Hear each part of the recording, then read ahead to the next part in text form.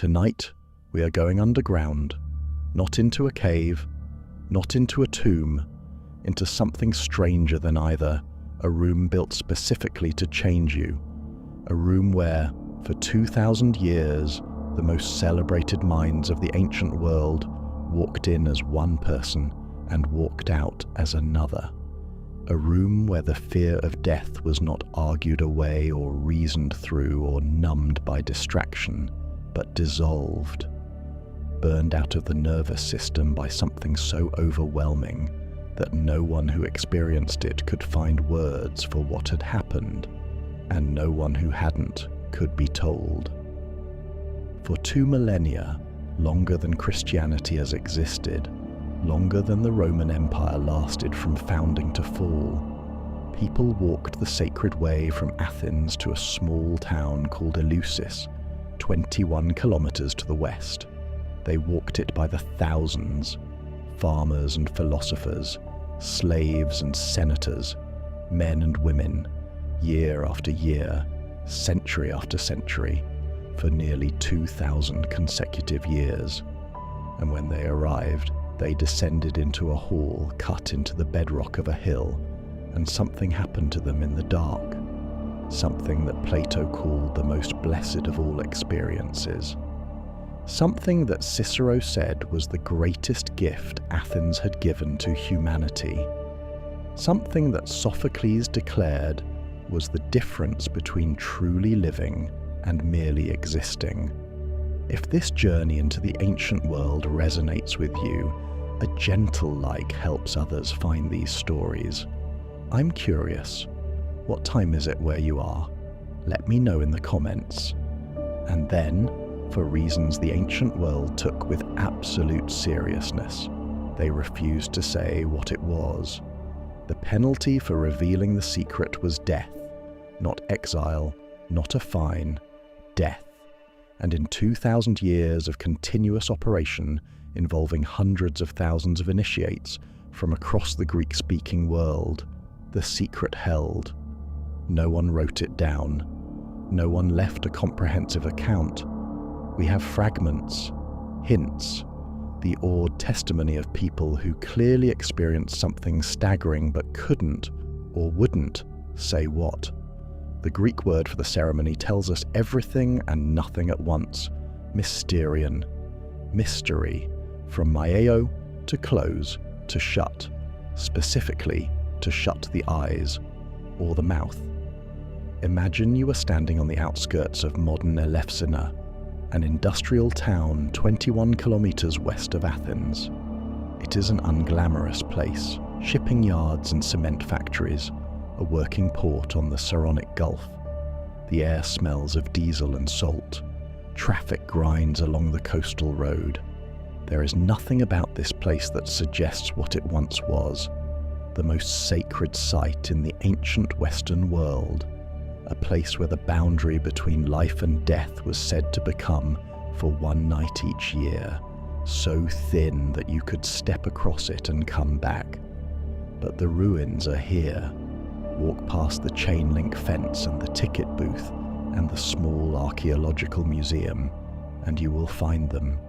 Low walls of pale limestone worn smooth by 25 centuries of weather, column bases, fragments of a monumental gateway, and carved into the bedrock of the low hill, the foundations of a vast square building, approximately 51 meters on each side. Room enough for 3,000 people. 8 tiers of stepped stone seating cut into the rock around the interior walls, facing inward, like a theatre turned outside in. This is the Telesterion, the Hall of Initiation, the place where, for 2,000 years, the greatest secret in the ancient world was kept. The stone is silent now. Lizards sun themselves on the column bases. Tourists wander through in small groups, consulting guidebooks. The roof is gone. The columns that held it up, 40 or more arranged in rows, survive only as stumps and sockets in the rock. Sunlight floods the space that was once sealed in darkness, but stand here long enough, In the late afternoon, when the tourists thin out and the light turns amber and the wind comes in off the gulf smelling of salt, and you can feel it, a weight, a gravity, the sense of a place where many, many people came and felt something that mattered to them more than almost anything else in their lives. The stones remember. They always do. To understand what happened here, we have to go back, not just centuries, but millennia. We have to start where the ancients started, with a story. The oldest, saddest, most beautiful story they knew. A story about a mother who lost her daughter to the dark. The story begins with a girl gathering flowers in a meadow. Her name is Persephone, though in the oldest tellings she is simply Kor, which means the maiden. She is the daughter of Demeter, goddess of the harvest, goddess of all growing things, and of Zeus, king of the gods. She is young. The meadow is beautiful. Roses and crocuses, violets and irises, hyacinths nodding in the spring air. And there, among the other flowers, a single narcissus, extraordinary, luminous, planted there by Gaia, the earth herself, at Zeus's instruction. A trap. Persephone reaches for it. The earth opens. A golden chariot erupts from the chasm. Hades, lord of the dead, the one who receives many guests, seizes the girl and drags her down into the darkness. Her scream echoes across the mountains and the sea. And then the earth closes over her, and the meadow is silent, and the narcissus still blooms where it has planted, and the girl is gone. Zeus had sanctioned the abduction. Her own father had given her away. And when Demeter, frantic, blazing with a mother's terror, searched for her daughter, no god and no mortal would tell her what had happened. For 9 days Demeter wandered the earth carrying blazing torches, neither eating ambrosia nor drinking nectar nor washing, scouring the world for some trace of her child. Only Hecate, from the depths of her cave, and Helios, the sun who sees everything, heard the girl's cry. And it was Helios who finally told Demeter the truth. Your daughter is in the land of the dead. Your brother took her. Your husband allowed it. The grief that followed was the kind that reshapes the world. Demeter, disguised as an old woman, came to Eleusis, to this very place where the ruins now stand, and sat by the well called the Parthenion, the Virgin's place. The daughters of King Celeus found her there and brought her into the palace as a nursemaid for the infant Prince Demophon. And Demeter, in her grief, began a secret project. She was making the child immortal. By day, she anointed him with ambrosia. By night, she placed him in the fire to burn away his mortality, grain by grain, the way metal is purified in a forge. But Queen Metanera saw her child in the flames and screamed, and the ritual was broken. Demophon was snatched from the fire, his chance at immortality gone forever. Pay attention to this moment, a scream that interrupts the sacred process. The consequence of breaking the mystery before it is complete. The Eleusinian tradition remembered this as something fundamental. Some transformations cannot be interrupted. Some things must be endured all the way through or not at all. Demeter, furious and grieving, revealed her true form, radiant, terrible, filling the palace with divine light, and commanded the people of Eleusis to build her a temple. And then she did something that brought the cosmos to its knees. She stopped the world from growing. Nothing sprouted. No wheat rose from the furrows, no barley, no fruit on the branches, no grass on the hills. The earth became barren and brown and dead, and the human race began to starve, and the other gods, who depended on human offerings for their sustenance, found their altars empty. A mother's grief, transformed into famine, threatened the extinction of mortal life itself. Even Zeus could not ignore it. The machine of the world was breaking down because one mother could not hold her daughter. Zeus sent Hermes, the messenger god, to the underworld to retrieve Persephone, and Hades agreed to release her. But first, perhaps by trickery, perhaps by tenderness, he persuaded her to eat a few seeds of pomegranate, and by the ancient law of the fates, whoever eats the food of the dead must remain among them. The compromise that followed became the engine of the world. Persephone would spend part of each year in the underworld with Hades, the dark months, the dead months, and part of each year above with her mother. When she descends, the earth mourns, the leaves fall, the fields go brown, the cold comes. When she returns, the earth rejoices, the green comes back, the flowers bloom, the grain rises from the furrows.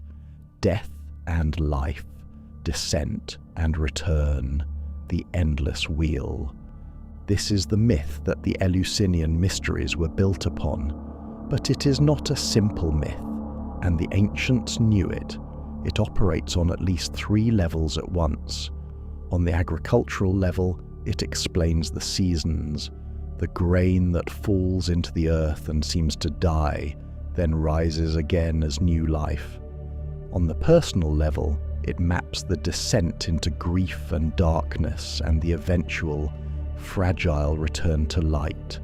And on the existential level, the level that made grown men weep and philosophers speak in riddles for centuries, it says something about death itself, that it is not the end, that something goes down into the dark and comes back changed, that the disappearance is not permanent. An ear of grain falls into the earth, it seems to die, and then, from that death, from that darkness, from that burial in the soil, life returns, multiplied. The simplest fact in the world, and perhaps the most profound. The Eleusinian Mysteries took that fact and made people feel it in their bones. Now let's walk the road they walked. The greater mysteries took place each September in the Athenian month of Bodromion, and they lasted 9 days, mirroring the 9 days of Demeter's desperate search. For a month beforehand, heralds fanned out across the Greek world, announcing the coming festival, and pilgrims began to gather in Athens from across the Mediterranean, from the islands, from the colonies in Sicily and southern Italy, from the cities of Asia Minor. The mysteries were open to all Greek speakers, men, women, even slaves. The only people turned away were murderers, those bearing blood guilt, and non-Greek speakers. Everyone else was welcome, everyone else was invited to face the dark, but you could not simply show up. Initiation into the greater mysteries required prior completion of the lesser mysteries, held each spring at a sanctuary on the Eleusis River near Athens. There, initiates, now called Mysti, underwent purification rites, a sacrifice of a piglet to Demeter and Persephone, ritual cleansing in the river, and symbolic teaching about the condition of the soul trapped in the body. Having completed this preparation, you waited, at minimum 18 months, from one spring to the following September. The anticipation was part of the design. On the second day of the greater mysteries, the Hierophantes, the high priest, whose very name means he who shows the sacred things, stood in the Athenian agora and made the proesis, the opening proclamation. This was the moment of exclusion. Any murderer, anyone with blood guilt, anyone impure, leave now. The sources tell us that even Nero, who had murdered his own mother, was too afraid to approach the mysteries. Suetonius reports that He did not venture to take part in the Eleusinian Mysteries, since at the beginning, the godless and wicked are warned by the herald's proclamation to go hence. Even a tyrant who feared nothing else feared the proresis. On the third day, to the sea, O mistay. The initiates process to the coast at Phaleron, each carrying a piglet. They wash themselves and the animals in the salt water, purification, the stripping away of the profane, and then the piglets were sacrificed and buried deep in the earth, offerings to the gods below, the gods who wait. And then, on the fifth day, the day that every ancient source describes with the most vivid language, the great procession, the Pompeii, from Athens to Eleusis, along the sacred way, the Hierahodos, 14 miles on foot, 22 kilometers of dusty road, lined with tombs and sanctuaries, crossing the pass between Mount Aigaleo and the sea, descending toward the bay of Eleusis and the sanctuary on its low hill. Imagine yourself among them. Thousands of people moving along the road in the September heat, carrying branches called bakoi, wearing wreaths of myrtle, the air thick with dust and incense and the sound of voices, not quiet, not solemn, but ecstatic. People shouting, chanting, singing, the cry that echoed along the sacred way for centuries, Iaksh, O Iakshe, invoking Iacchus, a deity closely linked to Dionysus, the god of ecstasy and dissolution, the god who blurs the boundaries between self and other, between human and divine. At a certain bridge along the road, something unexpected happened. Masked figures, possibly priests, possibly designated lay people, stood on the bridge and hurled obscenities at the passing initiates. Crude jokes, sexual insults, mockery. This was deliberate. It commemorated the moment in the myth when a woman named Iambe, in some versions Baubo, made the grieving Demeter laugh by telling filthy jokes and exposing herself. Comedy as sacred act, laughter as therapy. But it served a deeper purpose too. The insults were meant to strip away pride, to dissolve the ego. You cannot approach the divine wrapped in your own self-importance. The bridge of insults cracked open the shell of social identity and left the raw person underneath. By the time the procession reached Eleusis, it was night. Torches, thousands of torches. The ancient sources describe the scene as one of extraordinary beauty, a river of fire winding through the darkness toward the sanctuary, and at the gates, more waiting, more fasting, more anticipation. You had been fasting, following Demeter's example, and now, at the sanctuary, you were given the Kykeon, the sacred drink, water, barley, and pennyroyal. Those are the ingredients listed in the Homeric hymn to Demeter. A simple drink, a peasant drink. But was it only those three things? We'll return to that question. It matters. What follows is the heart of the mystery, and we must be honest about what we know and what we don't, because honesty about uncertainty is more respectful than false confidence, both to the ancient dead who kept their silence and to you, listening now. No complete first-hand account of what happened inside the Telesterion has ever been found. Not one. In 2,000 years, with hundreds of thousands of initiates, the secret held. What we have are fragments, tantalizing, consistent, deeply suggestive fragments, from poets, philosophers, and Christian critics who centuries later tried to discredit the mysteries by revealing them. Pieced together, these fragments give us a sequence, an arc, not certainty, but a shape in the dark. The initiates entered the Telesterion, 3,000 people perhaps crowding onto the 8 tiers of stepped stone seating that lined the interior walls. The space was enclosed. The roof was supported by dozens of columns. At the center stood the Anacteron, a small stone chamber, the inner sanctum, the oldest part of the complex, dating back to the Mycenaean age. Only the Hierophant could enter the Anacteron. In the entire 2,000-year history of the Mysteries, only one layperson was ever permitted inside, the Emperor Marcus Aurelius, in 170 CE, and even that was exceptional, a privilege granted to the man who had rebuilt the Telesterion after its destruction by invaders. The doors were sealed, and then darkness. This is where the ancient testimonies converge with uncanny consistency. Listen to Themistius, writing in the 4th century CE, paraphrasing what may have been Plutarch's description. At first, one wanders and wearily hurries to and fro, journeying with suspicion through the dark as one uninitiated.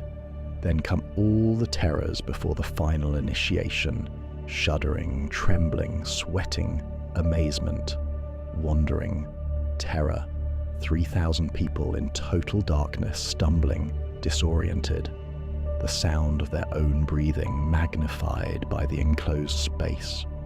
Perhaps sounds in the dark, drums, chanting, cries, perhaps the sense of things moving around them. Perhaps the reenactment of the myth was happening in the darkness, the dromina, the things done. Voices crying out Persephone's name, the grief of Demeter echoing off stone walls. The initiates didn't watch the myth. They lived it. They were in the dark because Demeter was in the dark. They were lost because she was lost.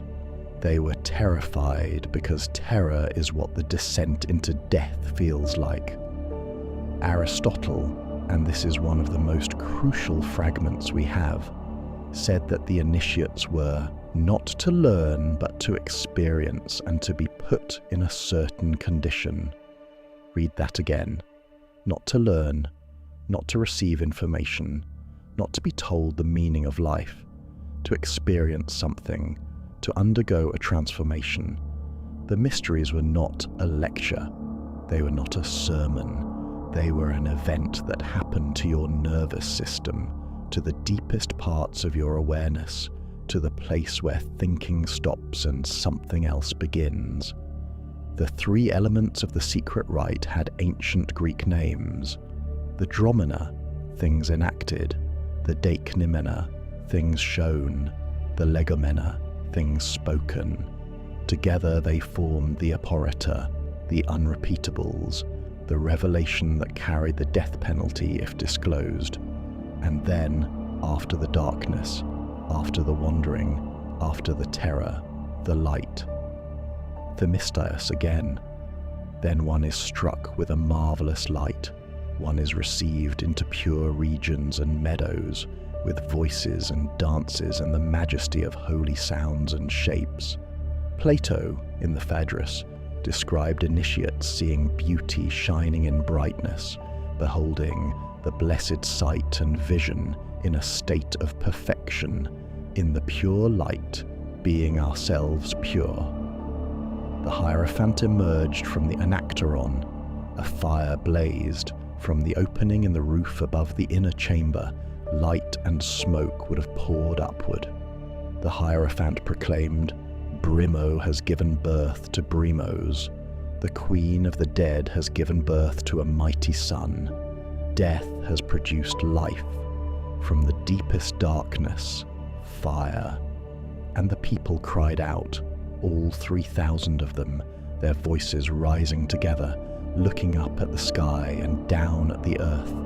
He, Kai, reign, conceive. The sky and the earth, the giving and the receiving, the cycle that never ends. Hippolytus, a Christian critic writing in the early 3rd century, claimed that the ultimate revelation, the thing shown in silence at the climax of the rite, was an ear of grain in silence reaped, a stalk of wheat, the simplest thing in the world, the thing that falls into the earth and dies and rises again, multiplied. Was this really the great secret? Was it really that plain? Perhaps. Or perhaps Hippolytus, writing to discredit the mysteries, chose to reveal only what would make them seem absurd. Or perhaps, and this is the possibility that keeps scholars awake, the ear of grain was not the secret. The secret was what you felt when you saw it, after the fasting, after the procession, after the darkness and the terror and the overwhelming burst of light, after the Kykeon, after everything, the sight of a single stalk of wheat, the most ordinary miracle in the world, might have been shattering, because you would have seen it, not with the eyes that see wheat every day, but with eyes that had been stripped bare, broken open, emptied of everything but the capacity to witness. Aristotle said it, not to learn, but to experience. You didn't learn that grain comes from the earth. You already knew that. You experienced what it means that grain comes from the earth. You felt the truth of it in the marrow of your bones. Life comes from death. Death produces life. And you standing there in the torchlight with tears streaming down your face, you are part of that cycle, and the part of the cycle called death is not the end of you. The Homeric hymn's verdict is unequivocal.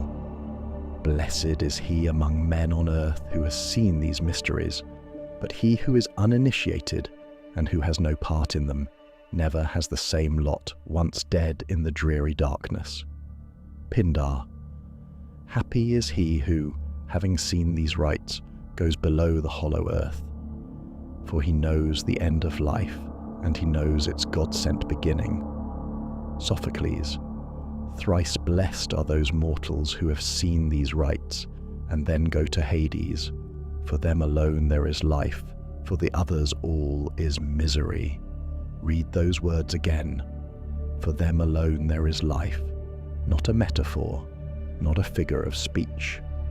The people who said these things believed, based on direct experience, that something real had happened to them inside that hall, something that changed their relationship with death permanently, not through faith, not through doctrine, through experience. Cicero, the great Roman orator and statesman, himself an initiate, put it most plainly. For by their means we have been brought out of our barbarous and savage mode of life, and educated and refined to a state of civilization. And as the rites are called initiations, so in very truth we have learned from them the beginnings of life, and have gained the power not only to live happily, but also to die with a better hope. To die with a better hope, that is what they walked 14 miles for. That is what they fasted for. That is what they descended into the dark for. Not theology, not doctrine. Hope, earned, not given. Experienced, not believed. Now we must address the question that has shadowed every discussion of the mysteries since the 18th century, and that took a dramatic turn just days ago. The Kykeon, the sacred drink. The Homeric hymn to Demeter lists 3 ingredients: water, barley, and pennyroyal, a type of mint, a simple recipe, a peasant drink. Clement of Alexandria, a Christian critic of the 2nd century, preserved what he claimed was the initiate's password. I have fasted, I have drunk the Kykeon, I have taken from the sacred chest, and after working it, have put it back in the basket. The Kykeon was clearly central to the ritual, but was it merely a way to break the fast, or was it something more? In 1978, 3 men published a book that detonated a quiet explosion across the fields of classics, archaeology, and pharmacology.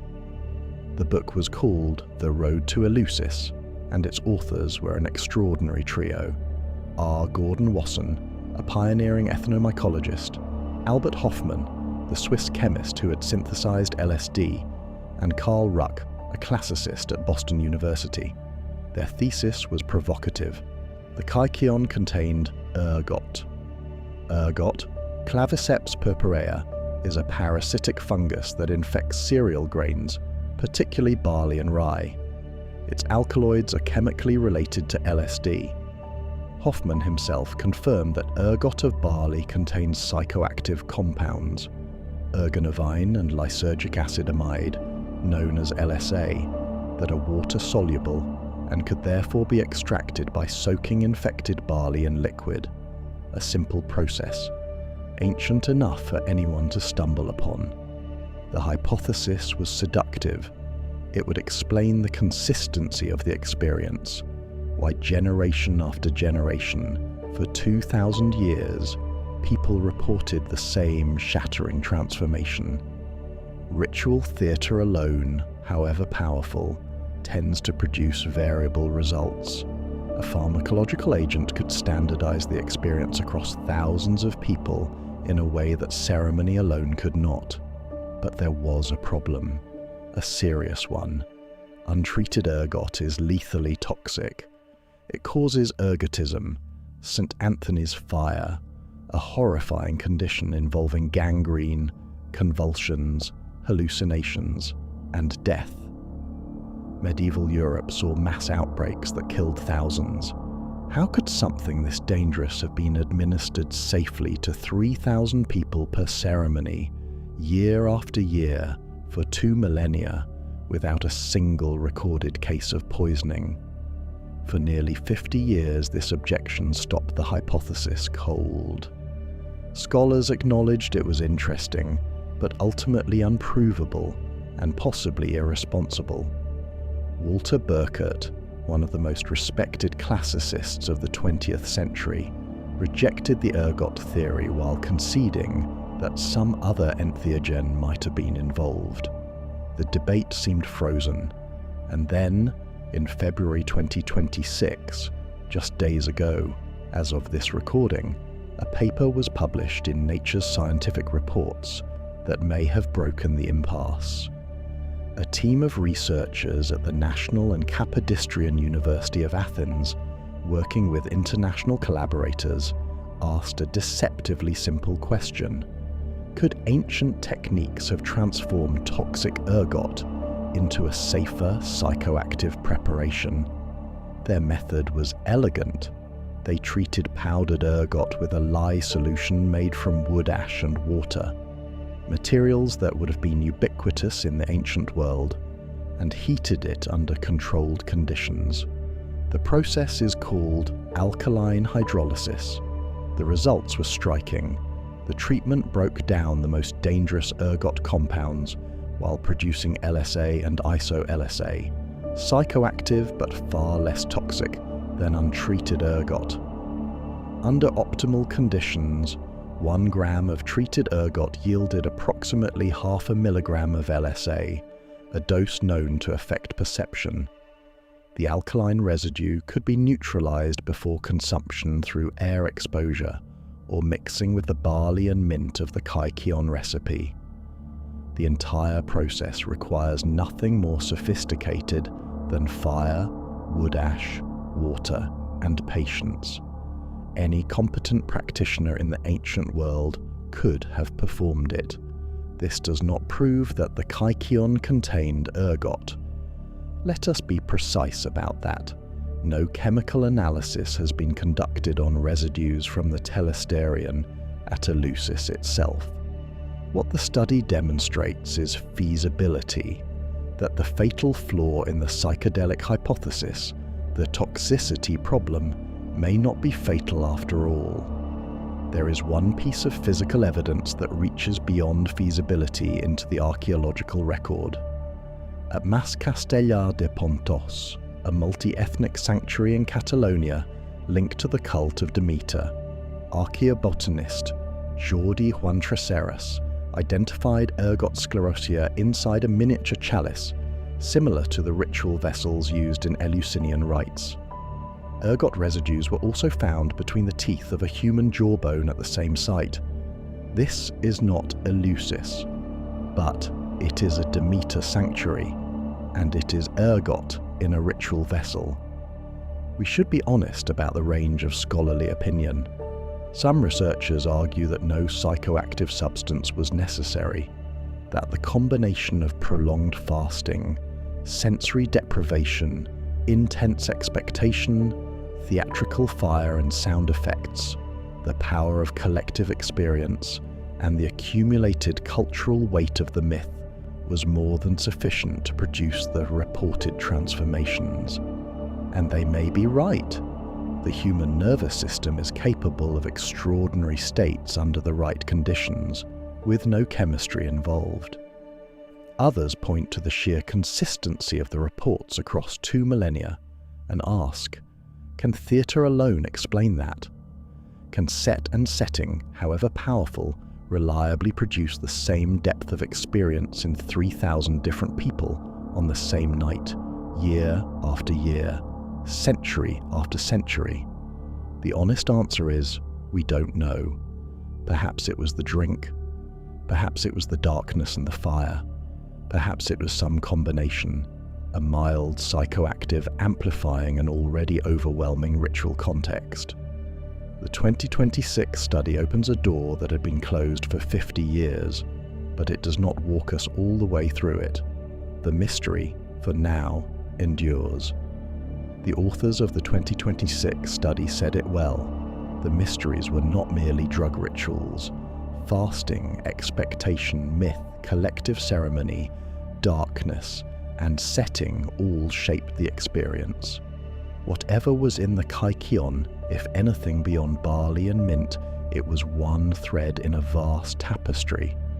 The mysteries were not maintained by enthusiasm alone. They were administered with the precision of a state institution and guarded with the ferocity of a national secret. 2 ancient families controlled the rites, the Eumolpidae and the Kerykes, tracing their lineage back to figures in the founding myth itself. The Hierophant, the High Priest, the only person who could enter the Anactoron and reveal the sacred objects, was always drawn from these families. Upon assuming office, his birth name was cast into the sea and never spoken again. He became the office. He became the role. The individual disappeared into the function, the way an actor disappears into a part, except this performance lasted a lifetime, and the stage was the threshold between the living and the dead. Beside the Hierophant stood the High Priestess of Demeter, holding equal rank. Events at Eleusis were dated not by the name of the reigning Archon, as in Athens, but by the name of the reigning High Priestess. Think about what that implies. In the most male-dominated civilization of the ancient Western world, the most sacred institution kept time by the name of a woman. The Daduchos, the torchbearer, held the second highest male role. Light and darkness were his instruments. The Hierophantides, 2 married priestesses, served Demeter and Persephone respectively.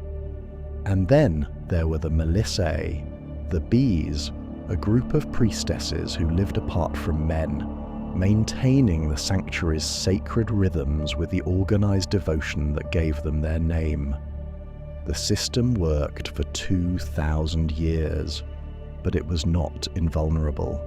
In 415 BCE, on the eve of Athens' most ambitious military campaign, the Sicilian expedition that would end in catastrophic defeat, an aristocrat named Alcibiades was accused of 2 acts of staggering sacrilege. First, the mysterious overnight mutilation of the Hermes, sacred statues of Hermes that stood at crossroads and doorways throughout Athens, their faces smashed in a coordinated act of vandalism. Second, and worse, performing a mock Eleusinian initiation at a private house while drunk with friends, playing the role of Hierophant himself. The reaction was volcanic. Alcibiades was recalled from the military expedition to stand trial, defected to Sparta rather than face the court, and was condemned to death in absentia. His property was confiscated. His name was cursed by the Eleusinian priests, inscribed on a marble stele as an enemy of the gods. A bounty of 1 talent was placed on his head, and many Athenians believed with complete sincerity that the profanation of the mysteries had doomed the Sicilian expedition. The fleet sailed under a curse and came home in fragments. This was not religion in the way we use the word, something private, optional, a matter of personal belief. This was constitutional. It was woven into the legal and political fabric of Athenian life so thoroughly that mocking it was treated as an act of treason. The great tragedian Aeschylus was tried, though ultimately acquitted, for allegedly revealing elements of the mysteries in his plays. Diagoras of Melos was condemned to death for the same offense and fled Athens rather than face execution. But the most famous initiates were not the breakers of the silence. They were the keepers. And what they said without saying, the way they spoke around the secret, tracing its outline without filling it in, is itself one of the most remarkable literary phenomena in the ancient world. Plutarch drew a direct parallel between dying and being initiated, noting that the Greek words for the 2 acts, teleutan and teleistai, are near homophones. To die is to be initiated into the great mysteries, he wrote. Our whole life is but a succession of errors, of painful wanderings. At the moment of quitting it, fears, terrors, quiverings, mortal sweats, and a lethargic stupor come and overwhelm us. But as soon as we are out of it, we pass into delightful meadows where the purest air is breathed, where sacred concerts and discourses are heard. That sequence, terror, then beauty, darkness, then light, death, then meadows, appears in source after source, century after century, from writers who had no reason to coordinate their accounts. The consistency is haunting. Something real happened in that room, something that, whatever its mechanism, produced the same arc of experience across 2,000 years. The famous came. Augustus was initiated. Hadrian completed all 3 degrees of initiation, the lesser mysteries, the greater mysteries, and the apophthegma, the highest level reserved for those returning after at least 1 prior year, becoming the only emperor known to have done so. He visited Eleusis 3 times, the last in September 129 CE. Marcus Aurelius rebuilt the Telesterion after its destruction by raiders and was permitted to enter the Anacteron, a privilege granted to no other layperson in the entire history of the mysteries. And the excluded, Nero, matricide, turned away by his own conscience, if not by the priests. The proresis was enough. Some doors are not opened by power. For nearly 2,000 years the mysteries endured. They survived the Persian sack of Eleusis in 480 BCE. The Telesterion was destroyed and rebuilt. They survived the Costa Bosi raid of 170 CE. Marcus Aurelius rebuilt it bigger.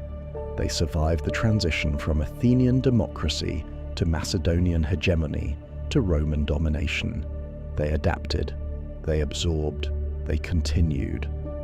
What they could not survive was a change in the nature of truth itself. In the 4th century CE, Christianity, a religion of doctrine, of scripture, of belief, became the official faith of the Roman Empire. And Christianity, unlike the polytheistic traditions it displaced, demanded exclusivity.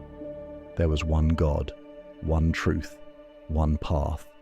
The mysteries, with their experiential approach to the sacred, no creed, no dogma, just come and see, just feel the truth in the dark, were not merely competition. They were a different kind of knowledge entirely, and that made them dangerous. Emperor Theodosius I issued the Theodosian decrees in 391-392 CE, banning all pagan sacrifice and closing non-Christian sanctuaries throughout the empire.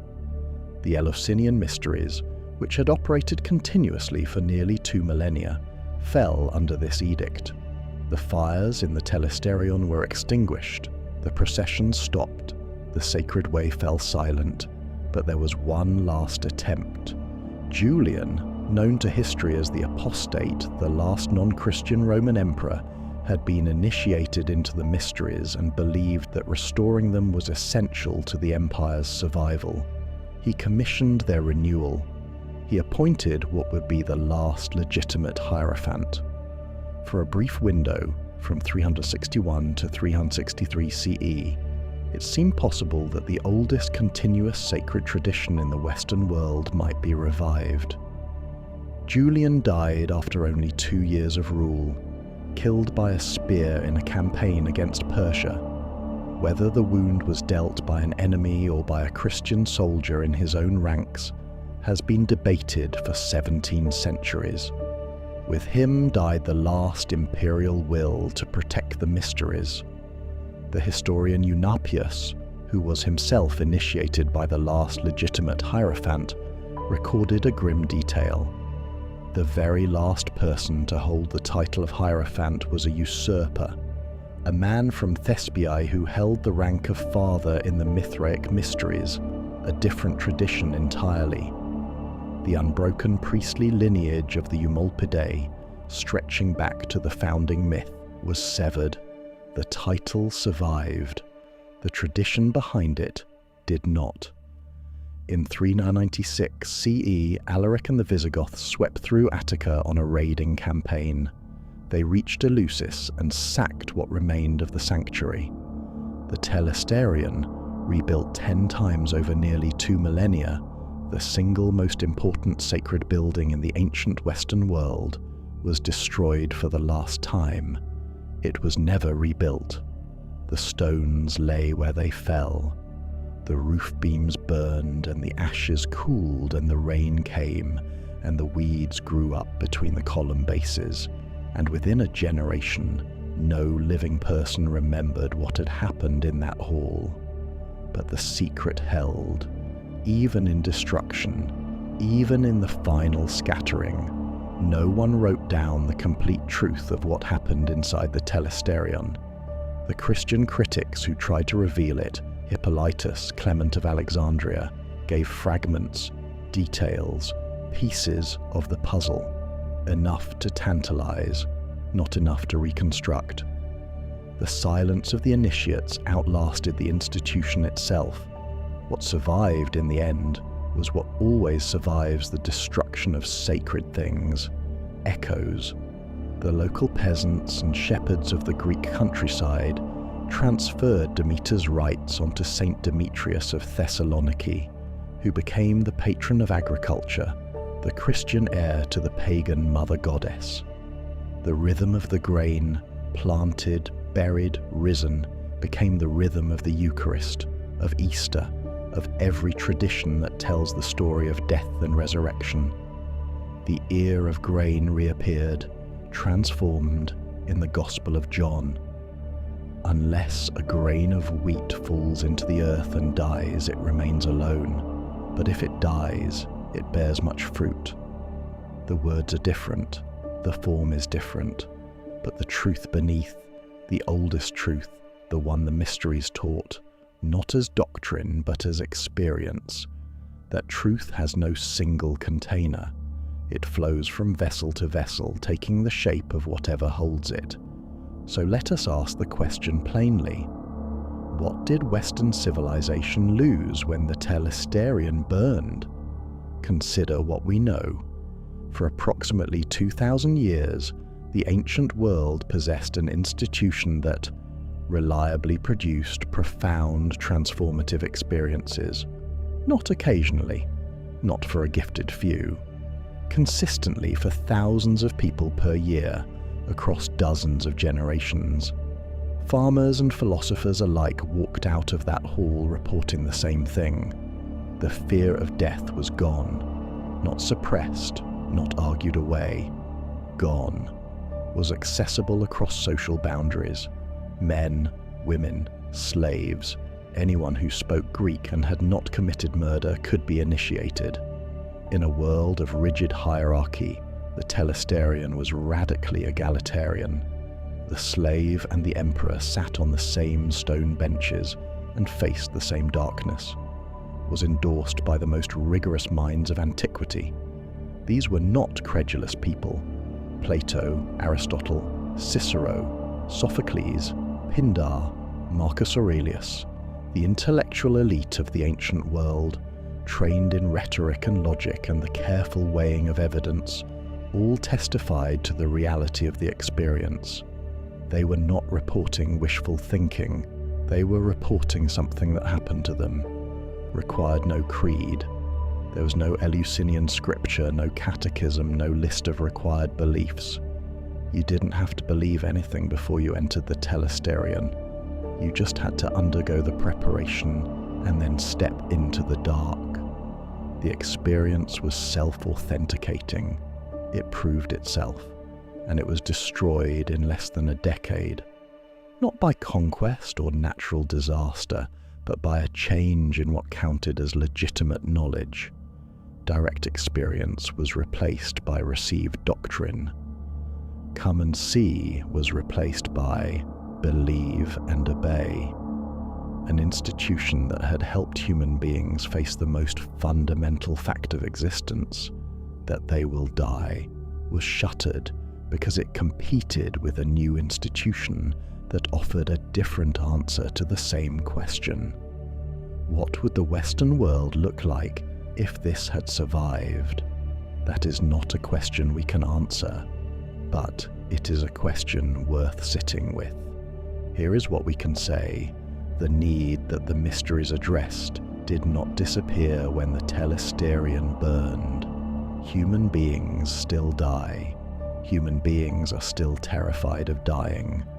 And the dominant Western response to that terror for the last 1600 years has been either faith or avoidance. Believe in an afterlife or don't think about it. Those have been the options. But there are signs that a third path is being rediscovered. In laboratories at Johns Hopkins University, researchers have been administering psilocybin, a compound found in certain mushrooms, to cancer patients facing terminal diagnoses. The results have been remarkable. In a landmark 2016 study, 80% of participants showed clinically significant decreases in depression and anxiety at 6-month follow-up. Many reported losing their fear of death entirely, not through belief, but through a direct experience of what they described as unity, interconnectedness, and the sense that consciousness is not confined to the body. The parallels to Eleusis are extraordinary. Both involve careful preparation. Both use a controlled setting with trained facilitators. Both involve a psychoactive substance, though the substance is only one element in a larger architecture of transformation. Both produce confrontation with death and mortality. Both result in reports of overwhelming light, unity, and fundamental change. Both lead to a sustained loss of death anxiety that persists long after the experience itself. Roland Griffiths, who led the Johns Hopkins research, described the key feature of the therapeutic experience as a sense of the interconnectedness of all things, a sense of unity. The initiates at Eleusis would have recognized that description. Plato would have recognized it. So would Plutarch, and Pindar, and Sophocles. The experience has a shape, and that shape recurs across millennia. Albert Camus wrote that there is but one truly serious philosophical problem, and that is suicide. Judging whether life is or is not worth living amounts to answering the fundamental question of philosophy. The Mysteries offered an answer to that question, not through argument, not through faith, but through an encounter so overwhelming that the question itself dissolved. Not an escape from the absurd, but a transformation of the person asking the question. Heidegger argued that authentic existence requires confronting one's own death, that most people live in inauthenticity, in the they-self, precisely because they refuse to face their mortality. The Eleusinian Mysteries may be the most systematic institutional attempt in human history to force that confrontation. They didn't teach about death. They made you experience it. And on the other side of that experience, something bloomed. What did they see in the dark? Perhaps they saw the truth that mystics of every tradition have reported, that the boundary between self and world is thinner than we think, that consciousness does not end where the body ends, that death is a transition, not a termination. Perhaps they saw the ear of grain, the simplest fact, the most ordinary miracle, and in a state of radical openness induced by fasting and darkness and terror and chemistry, and 2,000 years of accumulated sacred power, they saw it truly for the first time, the way a child sees the world before language carves it into categories.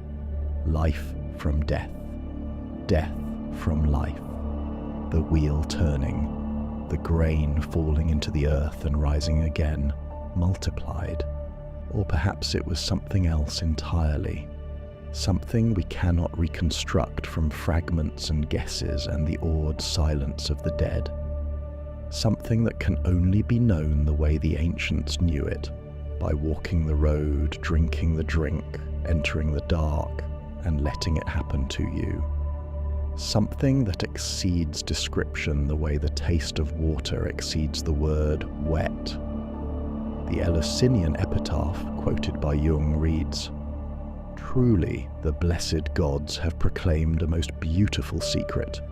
Death comes not as a curse, but as a blessing to men." A beautiful secret, not a doctrine, not an argument, a secret known only through experience, shared only in silence, kept for 2,000 years by people who understood that some truths cannot be spoken. They can only be undergone. Imagine the ruins one last time. It is evening in Eleusina. The tourists have gone. The archaeological site is quiet. The industrial port hums in the distance. Cranes and ships and the ceaseless machinery of the modern world, indifferent to what lies beneath. The foundations of the Telesterion catch the last amber light. 51 meters on each side, room for 3,000 souls. The column bases cast small shadows on the bedrock floor. Lizards vanish into cracks between the stones. The Anactoron, that small inner chamber where the Hierophant stood alone with the sacred objects, is a low rectangle of ancient masonry, roofless now, open to the sky. The sky pours in where the fire once poured out. Somewhere beneath this ground, beneath the ruins, beneath the tourist paths, beneath the roots of the pine trees that now grow on the hill, are layers of ash and offering and the accumulated weight of 2 millennia of human hope. People walked this ground in their thousands, year after year, century after century. They came afraid. They left transformed. They kept the secret. And then they died. And eventually the institution died, and the stones fell, and the weeds grew, and the world moved on. But the questions they came here to answer have not gone away. They are your questions too. What happens when consciousness leaves the body? Is death the end, or is it a transition? Is there a way to face mortality, not with faith or avoidance, but with direct knowledge? the kind that settles not in the mind but in the marrow. For 2,000 years, the answer to those questions was, come to Eleusis, walk the sacred way, drink the Kykeon, enter the dark, see for yourself. That answer is no longer available. The Telesterion is rubble and column bases, and stone benches that seat no one. The Kykeon is not mixed, the Hierophant does not emerge from the Anactoron, the fire does not blaze, the 3,000 do not cry out, but the grain still falls into the earth each autumn, and each spring it rises again. That fact has not changed in 12,000 years. It will not change in 12,000 more. Life from death, death from life. The wheel turns, the oldest truth hiding in plain sight in every field, in every garden, in every seed that splits its casing in the dark of the soil and pushes up toward the light. Plutarch was right. To die is to be initiated, and to be initiated is to discover that death is not what you thought it was. What they saw in the dark, whatever it was, however it worked, by whatever mechanism of chemistry or theatre or collective human will, was real enough to sustain the greatest minds of antiquity, real enough to eliminate the fear of death, real enough to keep it secret for 2,000 years through war and plague and the rise and fall of empires. Somewhere in the ruins of Eleusina, in the bedrock beneath the fallen columns, the last traces of that ancient knowledge wait, not in words, not in doctrine, in the silence between the stones, in the shape of a room designed to change you, in the ghost of a fire that burned for 2 millennia and went out and left behind only the darkness it once interrupted. If you enjoyed this journey, the playlist holds more descents into deep time, more forgotten knowledge, more questions worth carrying. Share what resonated with you in the comments. These stories are better when we explore them together. Wherever you are, whatever hour it is, whatever darkness you are sitting with. Thank you for walking the sacred way tonight.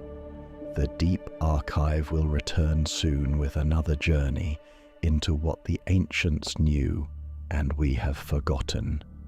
Until then, the grain falls into the earth, and the grain rises again, as it always has, as it always will.